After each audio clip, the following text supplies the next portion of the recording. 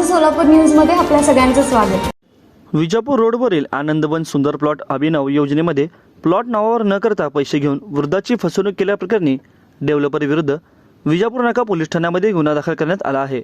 2014 मध्ये एका दैनिकात विजापूर रोडवरील सोरेगाव येथे आनंदवन सुंदर प्लॉटची अभिनव योजना या मथळ्याखाली ओपन प्लॉट्स हाऊसिंग योजनेची जाहिरात आली होती। जाहिरातीमध्ये आनंदवन वसाहतीमध्ये डुप्लिकेट मुख्य गेट, अंतर्गत डांबरी रस्ते, पाण्याची व्यवस्था, सुसज्ज गार्डन, चिल्ड्रन प्ले एरिया, स्वतंत्र सातबारा उतारा, महापालिकेनगरच्या रचना विभागाची मान्यता व बिगर शेती केल्याची खात्री देखील केली असताना जाहिरात पाहून माया मनोहर औरंगाबादकर वय वर्ष 70 राहणार मेडिकल हाऊसिंग सोसायटी व मनोहर औरंगाबादकर यांनी संपर्क साधला। दिशा रॉयल्टी मस्टी कन्स्ट्रक्शनद्वारे 2 प्लॉट घेतले। प्लॉटची रक्कम 14,70,306 रुपयाचा व्यवहार ठरला होता।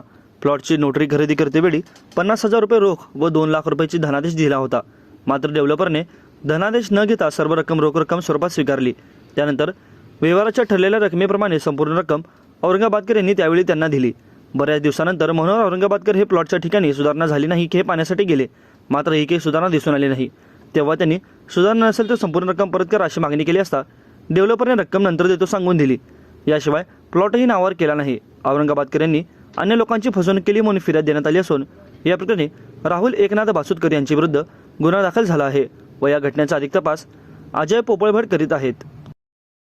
माझं सोलापूर न्यूज या यूट्यूब चॅनलला सबस्क्राईब करा आणि बेल आयकॉन प्रेस करायला विसरू नका।